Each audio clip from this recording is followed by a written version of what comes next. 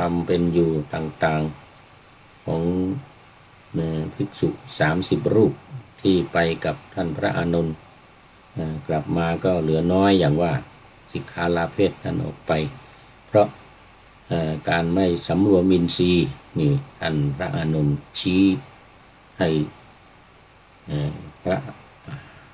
ะมหากัสสปะชี้ให้พระอานนท์แล้วก็ภิกษุณีทั้งหลายในสำนักภิกษุณีฟังเนี่ยว่าโอ้เนี่ยทั้งพระอานนท์ทั้งลูกศิษย์ยังเป็นเด็กว่านะยังเป็นเด็กยังไม่รู้จักประมาณ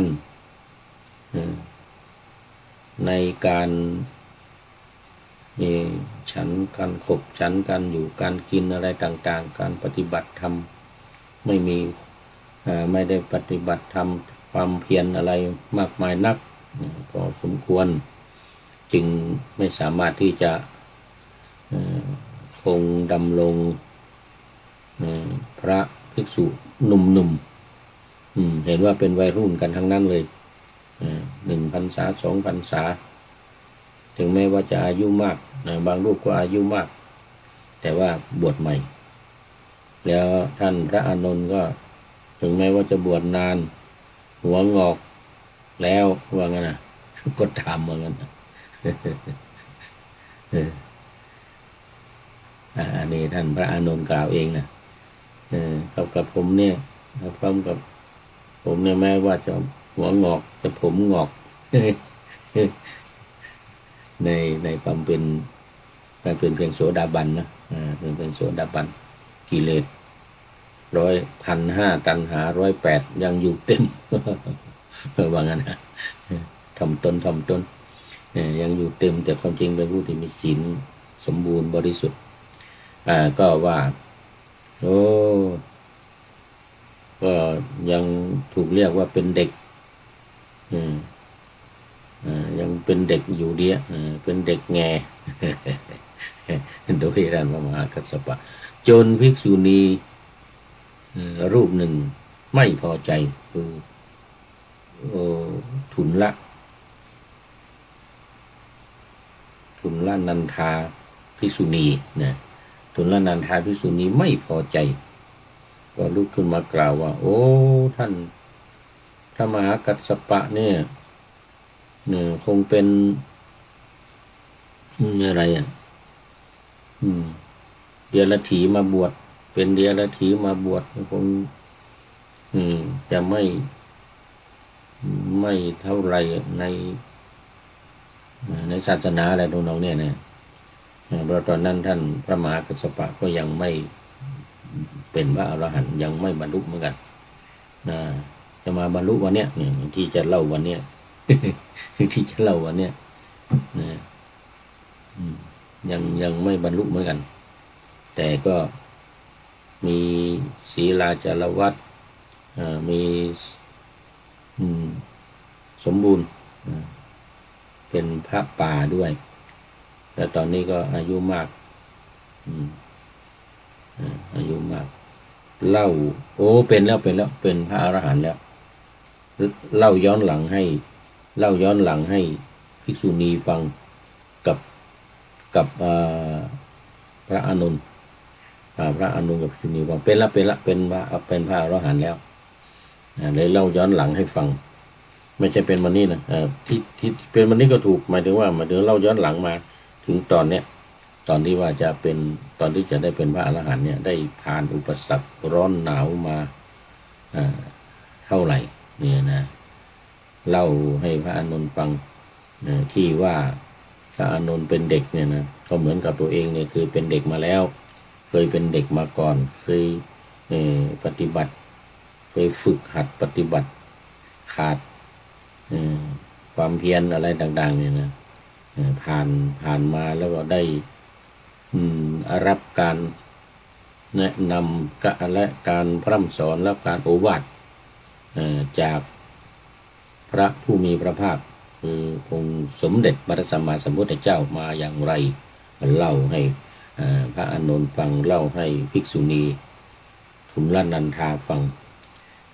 ที่บอกว่าพระมหากัสสปะเนี่ยเป็นเดียรถีเหมือนกันนะ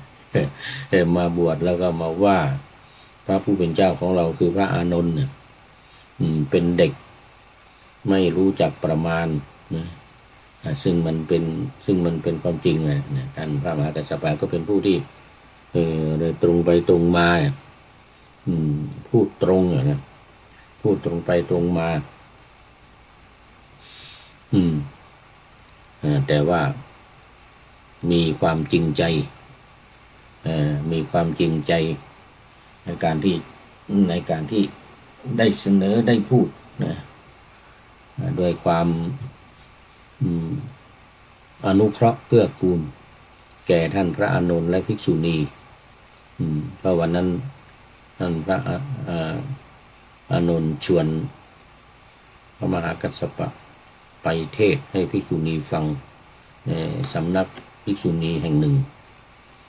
ที่เมืองราชคฤห์นะ หลังจากที่ตัวเองกลับมาแล้วเนี่ยก็ชวนท่านพระมหากัสสปะไปคงจะอยากจะเนี่ยให้เรื่องนี้เกิดขึ้นเนี่ยเรื่องการแสดงธรรมเรื่องการพูดประวัติของพระมหากัสสปะ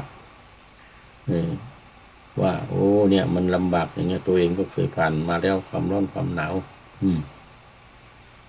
แต่ตัวเองเนี่ยเป็นคนที่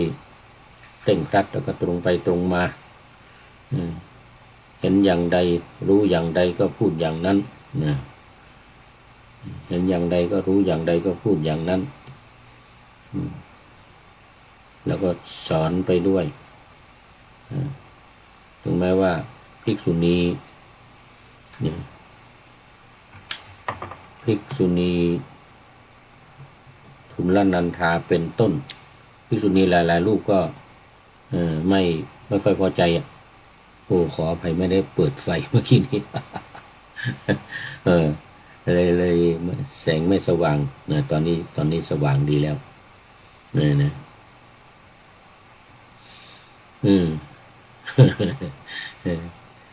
เอาละมาต่อกันเลยวันนี้มาถึงตอนนี้แหละ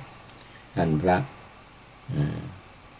เป็นสาเหตุให้ท่านพระมหากัสสปะ